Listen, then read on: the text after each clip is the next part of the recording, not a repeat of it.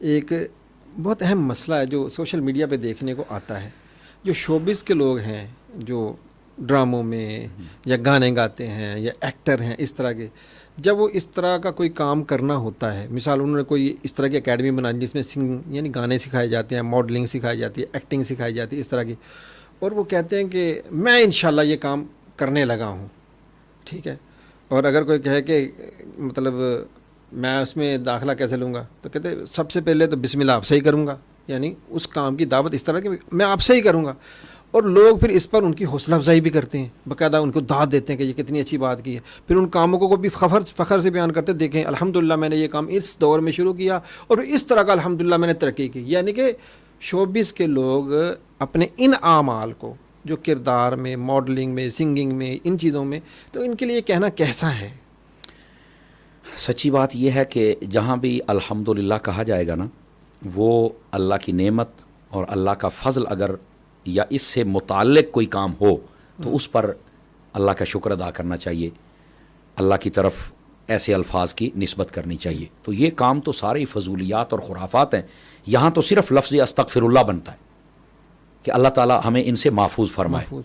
یہ ایک ایسی بات ہے، لوگوں کو پتہ ہے کہ مسلمان کے اندر ایک مذہب اور اسلام کا پیار تو ہے نا، تو یہ مذہبی ٹچ دیتے ہیں، مذہبی ٹچ ہوتا ہے. بس وہ دیکھنا اوپر روح افزا لکھا ہوا اور بوتل کے اندر پیشاب بھرا ہوا ہے. ان کی مثال یہ ہے، سر تا پاک گندے ہیں اور گند میں رہتے ہیں، اور اپنی اللہ کا شکر ہے میرا گانا بہت مشہور ہو گیا، بہت ہٹ ہوا. حالانکہ نبی پاک علیہ السلام نے فرمایا الغنا رقیۃ من الزنا، فرمایا یہ جو گانا ہے یہ بدکاری کا منتر ہے. حضرت عبداللہ بن عمر ایک مرتبہ جا رہے تھے تو یہ ناچ گانے کی آواز آ رہی تھی، تو آپ نے اپنی مبارک کانوں میں انگلیاں داخل کر لیں اور اپنے غلام سے کہا جب یہ ختم ہوتا مجھے بتانا. مطلب اتنا پرہیز اس سے کیا گیا. تو یہ لوگ الحمدللہ کہتے ہیں ان کو اللہ کے خوف سے ڈرنا چاہیے اور یہ مذہبی ٹچ رکھ کر ان کو ایسی بات نہیں کرنا چاہیے. اچھا، اس میں ان کو یہاں تک لانے کے پیچھے بھی محرکات ہیں نا.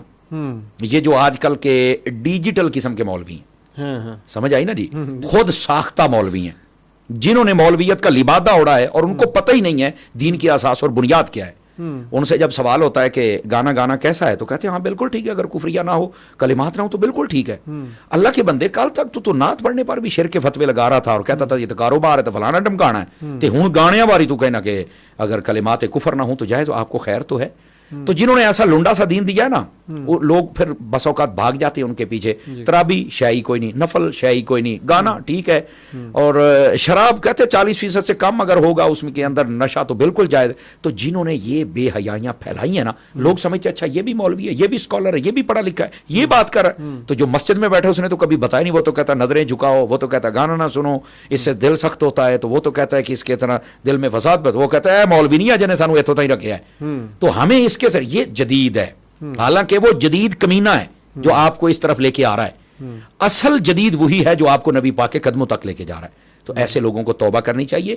یہ غلط اور فحاشی والے اور عریانی والے کاموں پر اللہ کا شکر ادا کرنا، یہ علماء سے پوچھے کئی ایسی صورتیں بنتی ہیں جہاں پر ان پر توبہ واجب ہو چکی ہوتی ہے.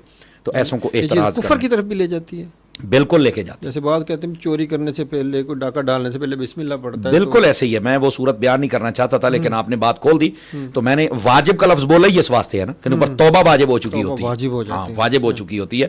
تو اس کا دوسرا رخ یہی ہے کہ وہ بہت آگے گزر چکے ہوتے ہیں، دائرہ اسلام کی حد کراس کر چکے ہوتے ہیں. گناہ پر فخر کرنا، بالکل ان کو بچنا چاہیے. اللہ تعالیٰ ان کو ہدایت عطا فرما دے. آمین.